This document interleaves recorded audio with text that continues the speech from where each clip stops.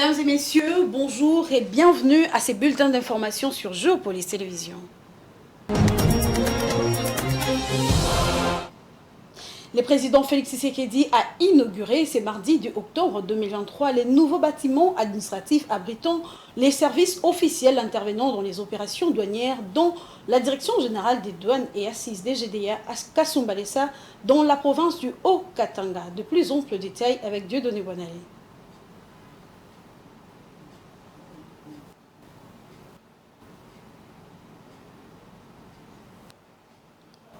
Je disais, le président Tshisekedi a inauguré ce mardi de octobre 2023 les nouveaux bâtiments administratifs abritant les services officiels intervenant dans les opérations douanières dont la Direction générale des douanes et assises DGDA à Kasumbalesa dans la province du Haut-Katanga.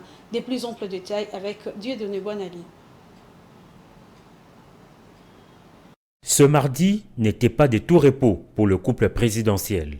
La série d'inauguration dans le Haut-Katanga a concerné ce jour d'abord le nouveau bâtiment administratif abritant les services officiels intervenant dans les opérations douanières dont la Direction générale des douanes assises DGDA à Kasumbalesa. La modernisation de ce poste frontalier permettra la célérité dans le traitement des dossiers douaniers et une accélération de la vitesse des rotations des véhicules, a fait savoir le directeur général de la DGDA. L'honneur est donc revenu au garant de la nation d'inaugurer ce nouveau bâtiment. L'ouvrage comprend un parking d'une capacité de 1500 camions à l'importation ainsi que d'une route de contournement longue de 8 km construite en béton armé. Ce projet du parc sec de Kasumbalesa vise à créer aussi une structure d'accueil et de facilitation pour les cargaisons en provenance des grands ports de l'Afrique australe, Mombasa, Dar es Salaam, Beira et Durban. À 135 km de Kasumbalesa, précisément dans la bourgade de Lukangaba, dans le territoire de Sakania, le chef de l'État Félix Tshisekedi est venu présider la cérémonie d'inauguration du port sec de Lukangaba. Des discours ont été prononcés et d'après l'agence congolaise de grands travaux, ce port sec de Lukangaba va décongestionner la douane de Kasumbalesa déjà saturée par le nombre de tracts. Ce complexe s'étend sur une superficie de 100 hectares. Les bâtiments principaux à 2 niveaux abritent tous les services d'inspection douanière de Lukangaba avec une tour de contrôle équipée de 300 caméras de surveillance pour un contrôle rigoureux à la frontière. Le premier citoyen du pays a été par la suite invité à couper le ruban symbolique pour inaugurer ces bâtiments et dévoiler la plaque commémorative. Une visite du bâtiment a permis au chef de l'État d'apprécier la qualité de cette réalisation, fruit d'un partenariat public-privé matérialisé avec le concours de l'entreprise chinoise Jiao International. Ce grand complexe comprend des parkings d'une capacité de 8000 tracts pour le trafic transfrontalier à l'importation comme à l'export. Une brève dans ces bulletins. À la suite de l'inauguration de nouveaux bâtiments de la Direction générale des douanes et assises DGDA construits à la frontière entre la Zambie, le chef de l'État, Félix Tshisekedi, a appelé le jeune de Kasumbalesa dans la province du Haut-Katanga à ne pas tomber dans le piège de la division. Dans son adresse à la place de la SONAS, Félix Tshisekedi a mis l'accent sur l'unité, la sécurité et l'amour entre populations. Et puis, la candidature de Moïse Katumbi a été finalement déposée au bureau de la Commission électorale nationale indépendante à la Gombe. C'est mercredi 4 octobre, dont l'avant-midi, par son mandataire Hervé Diakese, qui est porte-parole du parti politique Ensemble pour la République, parti cher à Moïse Katumbi. Je vous propose de suivre ces propos recueillis par Patience Lokeke. Jour historique du mercredi 4 octobre 2023.